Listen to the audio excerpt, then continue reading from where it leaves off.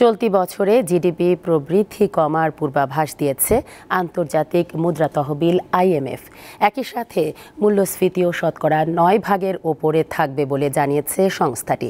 প্রবৃদ্ধির আগের ধারা ফিরিয়ে আনতে মুদ্রা বিনিময় হার, মুদ্রানীতি ও আর্থিক খাত সংস্কারের পরামর্শ বিশ্লেষকদের।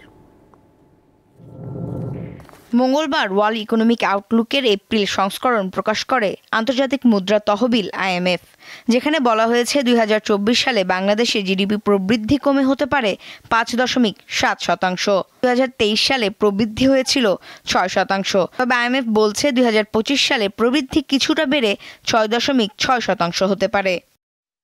চলতি অর্থবছরের জন্য 7.5% প্রবৃদ্ধির লক্ষ্য ঠিক করে সরকার। IMF তাদের প্রতিবেদনে জানিয়েছে, সরকার প্রবৃদ্ধির যে লক্ষ্য নির্ধারণ করেছে তা অর্জন করা সম্ভব হবে না। ইন্টারেস্ট রেটটাকে সহনীয় রাখতে হবে, আমাকে এক্সচেঞ্জ রেটকে স্টেবল করতে হবে, আমাকে ব্যাংকিং খাতে কিছু টাকা তো প্রাইভেট সেক্টরের জন্য রাখতে হবে। টেম্পোরারি এই ইন্টারেস্ট রেট বৃদ্ধিটা আমাদের কাজে লাগছে, এটা দরকার ছিল এবং কাজে লাগছে। দেশে বর্তমানে 9.5% উপর মূল্যস্ফীতি বিরাজ করছে। IMF এর পূর্বাভাস অনুসারে চলতি বছরে গড় মূল্যস্ফীতি দাঁড়াবে 9.3%। মূল্যস্ফীতি নিয়ন্ত্রণে আনতে কর কাঠামোতে পরিবর্তন ও নীতিগত সহায়তা দেওয়ার পরামর্শ অর্থনীতিবিদদের।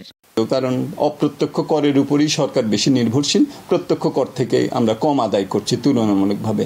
সো এইটা কিন্তু এগুলো একটা আরেকটার সাথে জড়িত, যে আমি রাজস্ব নীতিটা দিয়ে এই মূল্যস্ফীতিকে কতটা নিয়ন্ত্রণ করতে পারে। আগামী বছর মূল্যস্ফীতি কমে 6.1% নামতে পারে, আর 2029 সালে মূল্যস্ফীতি 5.5% নেমে আসার পূর্বাভাস দিয়েছে IMF।